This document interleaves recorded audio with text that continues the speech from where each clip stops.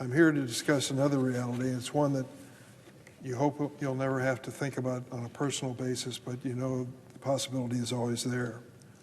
America is a nation of pride, of resilience, of grit, but of all else, we are a nation of hope. Václav Havel, a Czech statesman and poet, once said, "Hope is not the conviction that something will turn out well, but the certainty that something makes sense regardless of how it turns out." This, to me, is the essence of medical research. There are few guarantees when it comes to medical research. No assurance that any single clinical trial will reveal the best treatment option, that one experiment will lead to groundbreaking discovery, that one promising grant application will result in a breakthrough cure. But there is certainty in funding medical research, certainty in knowing that while not all trials, experiments, and grants will result in a breakthrough, some of them will. Because of medical research, kids with a simple ear infection or pneumonia can find relief with antibiotics. Because of medical research, we have vaccines that have saved tens of millions of lives worldwide. Because of medical research, we have anesthesia to allow patients to safely undergo major surgery. Because of medical research, people are surviving heart attacks, beating cancer, living with HIV/AIDS, receiving organ donations, surviving drug overdoses, and living longer. There's a lot more to be done. So many people are still hoping and praying for more. The wife hoping for treatment that will slow down or stop her husband's ALS. The father or mother hoping for a cure that saves the life of their child with glioblastoma, brain cancer. The son or daughter hoping for a medication that helps their mom suffering from Alzheimer's to remember who she is. And you know who offers that hope? The National Institutes of Health. It is our nation's premier biomedical research agency. It is considered the gold standard around the world.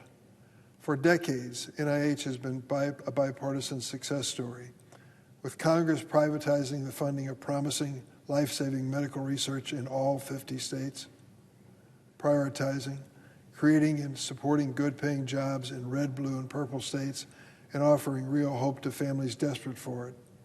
Consider this. 99% of all drugs approved by the Food and Drug Administration between 2010 and 2019 were developed with NIH funding. 99%. See all those ads on television about breakthrough drugs? 99% of them started with the government agency known as the National Institute of Health. NIH means new cures and treatments. It's that simple. And yet we find ourselves today at a point of decision on the future of medical research in America. President Trump and his billionaire buddy, Elon Musk, and our nation's health secretary have decided to take a sledgehammer to NIH and medical research writ large. They have illegally cut off funding for medical research around the country, terminated clinical trials in progress, placed gag orders on researchers, and fired more than 1,000 NIH employees. Think of that. 1,000 NIH employees have been fired by this administration. Instead of bolstering medical research, they're breaking it. Instead of offering hope to patients in need, unfortunately, they're crushing it.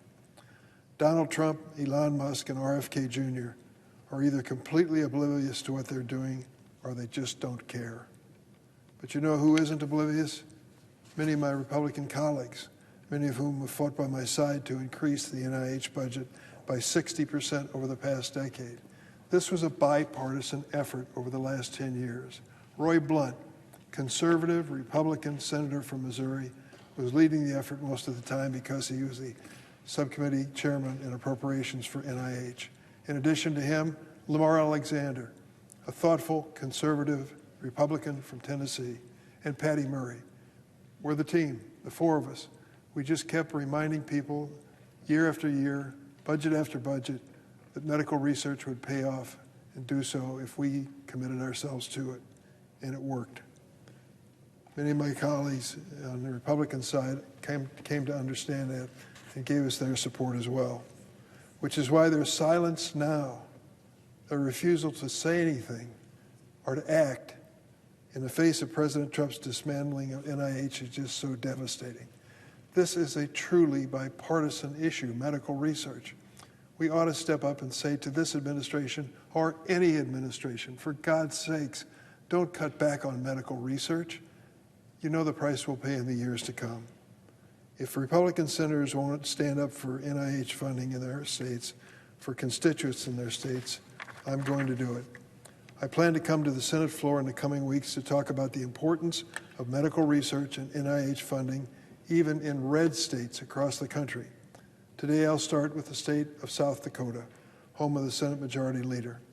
In 2024, South Dakota research institutions received nearly $29 million in NIH funding, which supported 453 jobs in South Dakota. Sanford Research, University of South Dakota, and South Dakota State University were among some of the top NIH-funded institutions in South Dakota. So what did they do with this federal money? Could they survive an audit if they had to explain how they spent it? You decide. Sanford Research, University of South Dakota researchers, used NIH funding to support their Center for Pediatric Research, a specific focus on training new scientists to study pediatric diseases. Is that a priority? If it's your child or grandchild, you bet it is. South Dakota State University used NIH funding to increase cervical cancer screening among Indigenous women who face higher rates of cervical cancer prevalence and death. They also used funding in South Dakota to develop new targeted therapies for colorectal cancer that are safer and more effective than current chemotherapy. These researchers know that cuts to medical research mean diseases will not be cured and treatments will not be found. They know the mass, indiscriminate firings at NIH don't just mean we're losing talent.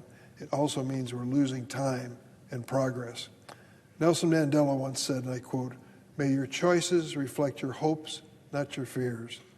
I'm pleading with my Republican colleagues. May your choices reflect your hopes for new cures and treatments for patients fighting cancer, ALS, Alzheimer's, and heart disease, not your fears about what will happen if you cross this president. Let us do what's right. Let's come together again on a bipartisan basis for medical research. Let's make it clear to this president and every president, regardless of party, medical research is not partisan. Medical research helps all people, conservatives, progressives, you name it. Everybody gets a helping hand. Let us do what's right. Let's come together and save medical research for every single person in America who is desperate for hope. Mr. President, I yield the floor.